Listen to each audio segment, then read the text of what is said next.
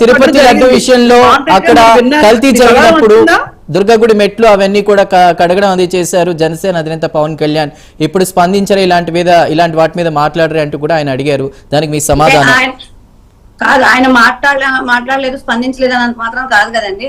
ఏ issue వచ్చినా పవన్ కళ్యాణ్ గారి దృష్టికి ఖచ్చితంగా ఆ అంశం మీద వెంటనే స్పందిస్తున్నారు. ఆ స్పందించడమే కాకుండా ఈ మిగతా వారికి కూడా స్పందన కలిగే విధంగా ఆయన ఏ నిర్ణయం తీసుకున్నా ఆ నిర్ణయం ప్రతి ఒక్కటి కూడా అలా ఉంటా ఉంది. అది తెలిసిన విషయం. మన తిరుమల తిరుపతి దేవస్థానంలో నెయ్యి విషయంగా కల్తీ జరిగినప్పుడు పవన్ కళ్యాణ్ గారు ఏ రకంగా దీక్ష తీసుకున్నారో, ఏ రకంగా ప్రక్షాళన చేసుకోవడం, తనకు తానే పశ్చాత్తాప దీక్ష తీసుకున్నారో అన్ని తెలిసిన విషయమే. అలానే ఈ రోజు సంఘటన జరిగింది, వెంటనే స్పందించారు. ఎక్కడ ఏ అంశం జరిగినా కూడా పవన్ కళ్యాణ్ గారు స్పందిస్తున్నారు దాని మీద.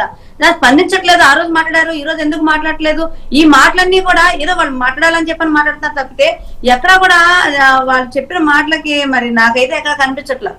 పవన్ కళ్యాణ్ గారు ప్రతి అంశం మీద స్పందిస్తున్నారు. చాలా ఘాటుగా కూటమి ప్రభుత్వం ఉన్నప్పటికీ తప్పు చేసినా కూడా నిలదీసి క్వశ్చన్ చేస్తున్నారు.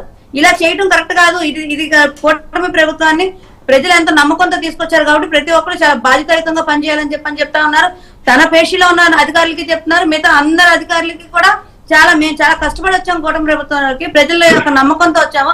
ఆ నమ్మకంతో మీరు కూడా అదే నమ్మకాన్ని ఉండేటట్టుగా మీరు పని చేయాలని చెప్పడం జరిగింది. అనేక విషయాలు ఆయన విషయం చెప్తున్నారే, అదన్నీ అందరూ వింటున్న విషయమే. కానీ ఈ రోజు స్పందించట్లేదనే మాట, నోటి మాట చాలా ఈజీగా అనేయచ్చు, కానీ ఎక్కడ స్పందించలేదని చెప్పని మేము ప్రశ్నిస్తా ఉన్నాం. ఖచ్చితంగా ప్రతి అంశమే స్పందిస్తా ఉన్నారు. అధికారులకు కూడా సూటిగా ప్రశ్నిస్తున్నారు, మీరు అవినీతికి పాల్పడద్దు, మీరు బాధ్యతాయుతంగా ఉండాలి, నాయకులుగా మీ ఒక్కలవే నీతిగా ఉంటే కాదు, అధికారులుగా మీరు కూడా బాధ్యతగా పనిచేయాలని చెప్పని 1-4 సార్లు ఆయన ప్రతి సభలో చెప్తానే ఉన్నారు.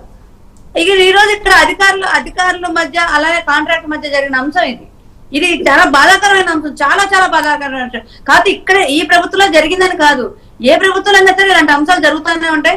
జరుగుతున్నప్పుడు చాలా బాధ్యతగా ఆ ప్రభుత్వాలు వ్యవహరించాలని చెప్పనే మేము కుటుంబ ప్రభుత్వం భాగస్వామ్యం చెప్తున్నాం. మేము వ్యవహరించాలి, ఇంకా ఇలాంటి సంఘటనలు జరగకుండా మేము బాధ్యతాయుతంగా ఉండాలి. ఎందుకంటే